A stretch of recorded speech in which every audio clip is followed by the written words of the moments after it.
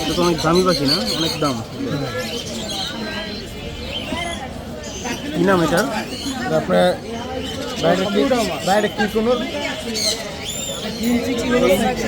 Green চিকি yellow size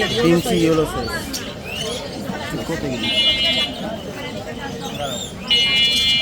কত চাই price? 2800 টাকা। হ্যাঁ 2800। ওইটা রে কি টিয়া ওটা? টিয়া না আপনার কোনো পাখি।